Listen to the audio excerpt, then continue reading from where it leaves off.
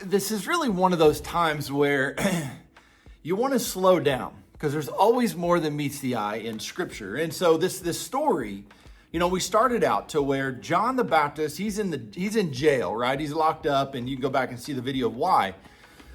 Sent his messengers to Jesus, and essentially they say, are you the one, or is there somebody else we're supposed to be looking for?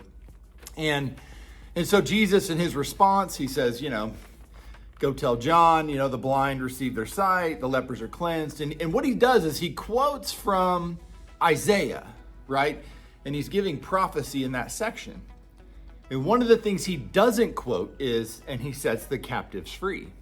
And that was his way of saying, I am the guy. I'm the guy, John, but I'm not going to get you out of jail.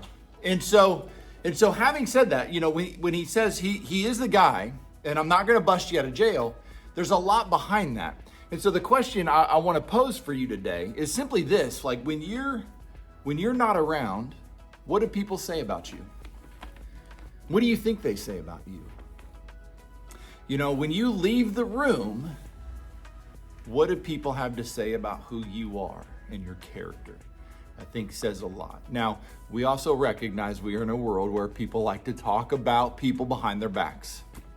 But in this situation, Jesus, he waits for John's messengers to leave. And this is what Jesus says about John the Baptist. He says, when John's messengers had gone, Jesus began to speak to the crowds concerning John. What did you go out to the wilderness to see? A reed shaken by the wind? What then did you go out to see? A man dressed in soft clothing? Behold, those who are dressed in splendid clothing and live in luxury are in king's courts. What then did you go out to see?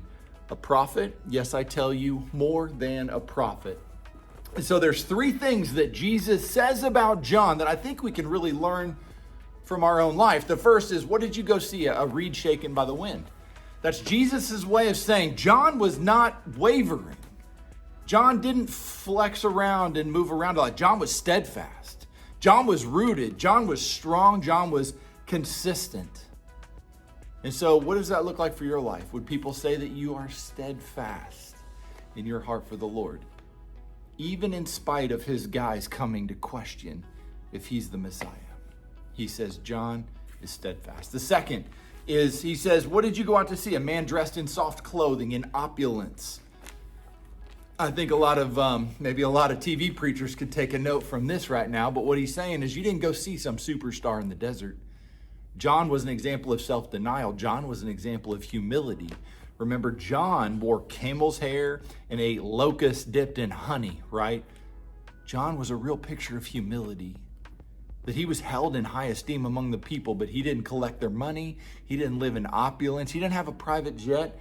He didn't have a massive mansion. John lived in humility. And then lastly, he says, what did you go see? A prophet? No, more than a prophet. You see, all throughout this book, there's prophets all throughout the history of mankind, and those prophets are God's voice box, right? Like God speaks through them to give warning, to give direction, and all those things. But there's only one. There's one prophet in all of mankind that got to announce the Messiah, and that's John. Like that's a big deal. Like that's a big deal that John was the one to announce the Messiah. And so let me ask you, again, what do people say about you when you leave the room? What do you want them to say about you when you leave the room? And how are you living a life in light of that? We don't live so people talk good about us. That's not what I'm saying.